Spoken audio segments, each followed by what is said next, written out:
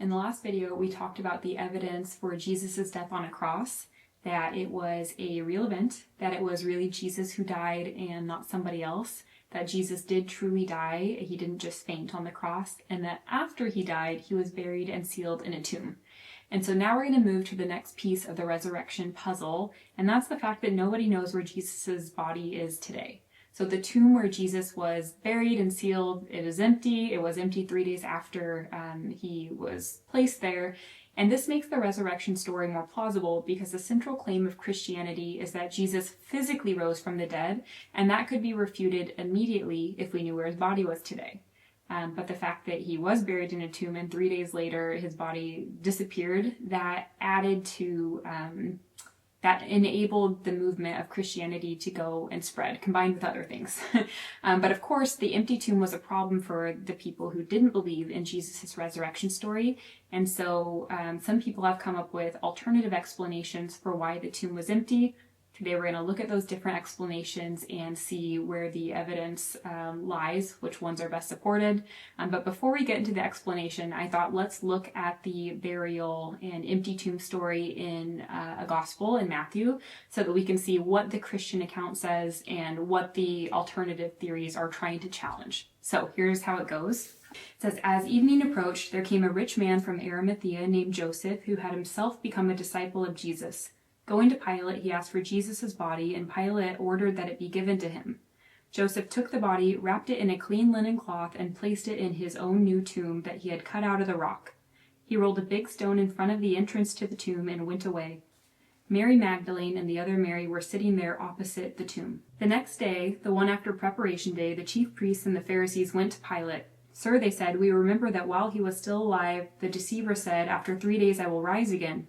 So give the order for the tomb to be made secure until the third day. Otherwise his disciples may come and steal the body and tell people that he has been raised from the dead. This last deception will be worse than the first. Take a guard, Pilate answered. Go make the tomb as secure as you know how. So they went and made the tomb secure by putting a seal on the stone and posting the guard. After the Sabbath, at dawn, on the first day of the week, Mary Magdalene and the other Mary went to look at the tomb. There was a violent earthquake, for an angel of the Lord came down from heaven and, going to the tomb, rolled back the stone and sat on it. His appearance was like lightning, and his clothes were white as snow. The guards were so afraid of him that they shook and became like dead men. The angel said to the women, do not be afraid, for I know that you're looking for Jesus, who was crucified. He's not here, he has risen, just as he said. Come and see the place where he lay. Then go quickly and tell his disciples, he has risen from the dead and is going ahead of you into Galilee. There you will see him. Now I have told you.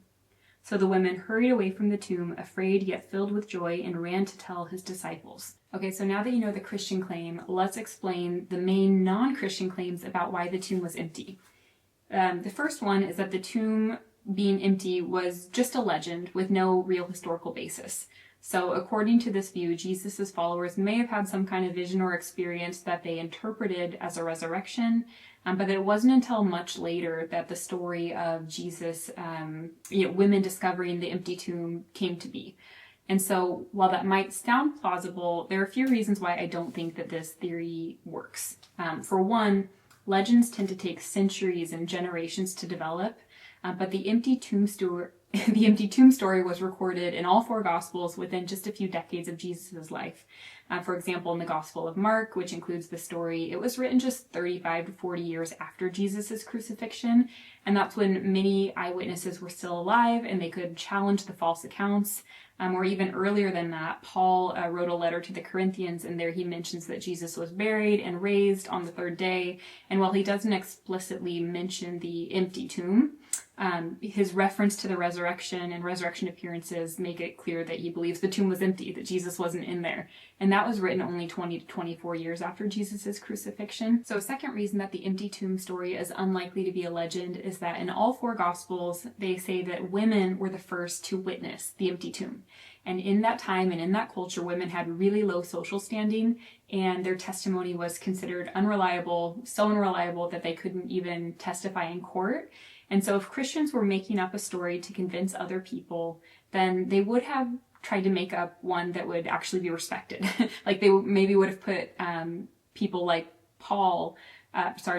Peter and John instead of the women in that story. So the story reporting that women were the ones who found the empty tomb is likely to indicate they're trying to report what happened rather than make a convincing story. Okay, so a third reason that the empty tomb story is unlikely to be a legend is that there's archaeological research that shows that the gospel descriptions of the tomb fit what we know Jewish burials were like in first century Jerusalem.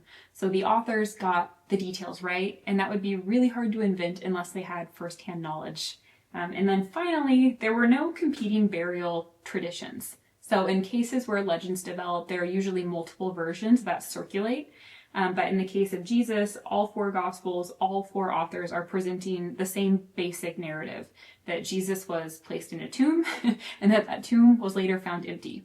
So altogether, these factors, plus another one that I'm going to mention with the next claim, they make the legend theory weak. So the story appears, it's too early, it's too realistic, it can be checked by eyewitnesses, and it includes details like the women as witnesses that just wouldn't make sense if it were trying to be a convincing legend made to persuade. So a second explanation is that the women or disciples went to the wrong tomb, and that's why they found it empty. But this claim also doesn't stand up to scrutiny, and here's why. So first, Jesus' burial place was well known. According to Matthew, Jesus was buried in the tomb of Joseph of Arimathea, as we mentioned. This was a member of the Jewish council. And because of Joseph's status, the tomb would have likely been a recognizable place both to Jesus' followers as well as his opponents. Kind of like how today we, the graves of well-known public figures we can find them. We know where they are. They're recorded. So second, Jerusalem was a really small city, and all the burial spots were just well known. So if the disciples had gone to the wrong tomb, any opponents could have quickly pointed out which tomb was correct, and they could move on. Okay, the last counterclaim is that the tomb was empty, but that it was empty because somebody moved Jesus's body. And this idea has been raised in a few different ways. So the first way is actually brought up in the Gospel of Matthew, we just read, and that's that Jesus' disciples moved the body. So Matthew says that while the women were on their way from the empty tomb to go tell the disciples about it, that the soldiers who had been guarding the empty tomb went into the city and reported to the Jewish leaders who had crucified Jesus what had happened. And then those leaders conspired to pay the soldiers to spread the story explaining why the tomb was empty. The text says, while the women were on their way, some of the guards went into the city and reported to the chief priests everything that had happened. When the chief priests had met with the elders and devised a plan, they gave the soldiers a large sum of money, telling them, "You are to say, his disciples came during the night and stole him away while we were asleep. If this report gets to the governor, we'll satisfy him and keep you out of trouble." So the soldiers took the money and did as they were instructed, and this story has been widely circulated among the Jews to this very day. There's a second idea that somebody else, like a family member or maybe a Jewish authority, moved Jesus' body for practical or security reasons. And as we've already noted, the tomb was in a well-known location and it was likely guarded. So in theory, this could have happened. Jesus' body could have been relocated, but there's no historical evidence that this did happen. And importantly, again, opponents would have gladly been able to present Jesus' body if it were somewhere else. By doing that, they would have been able to prevent the resurrection claim. As well, there are sources outside of the gospel that reflect the idea that someone moved Jesus' body. For example, the philosopher Celsus, who's quoted by Origen, I think that's the pronunciation, he claimed that Jewish people said that the body had been stolen and that the resurrection story was invented. And much later in the medieval Jewish text, the Toldat Yeshu, which is a critical retelling of Jesus' life, it says the body was secretly removed or hidden. So these accounts, they don't confirm what's in the Gospel of Matthew's account about the guards and the bribery, but they do show the idea that Jesus' body being moved or stolen became the standard explanation offered by critics. So yes, it is an alternative theory to the resurrection, but it also admits that the tomb was empty. It wasn't just a legend, or in other words, the debate wasn't about whether or not the tomb was empty. It was agreed upon that it was. The debate was what happened to the body. Was it moved, or did it really rise, or did Jesus really resurrect on the third day like he said he would? So recapping everything, the empty tomb was a real, well-known location in Jerusalem. It was remembered by early witnesses. It was acknowledged by critics. Their extreme skeptical claims like it being a legend or women going to the wrong tomb, they face serious challenges, and even the stolen or moved body theories admit that the tomb was empty, so this shows that contemporaries agreed on that fact, even if they disputed why. And for Christians, as I mentioned at the top of this video, this is really significant because if Jesus' body had remained in the tomb, any tomb, a central claim of Christianity that he physically rose from the dead could have been refuted immediately. But instead, the empty tomb made the resurrection claims plausible, and it helps explain why, just 3 days after Jesus was buried, Christianity began to spread.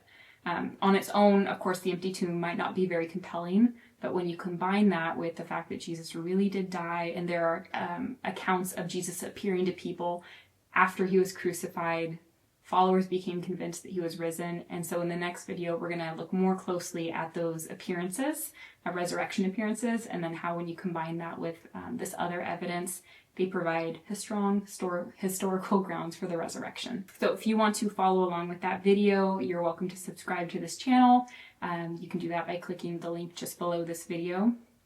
Otherwise, in the meantime, if you have questions about this topic or Christianity in general, you can put them in the comments and I will do my best to respond there or in a future video.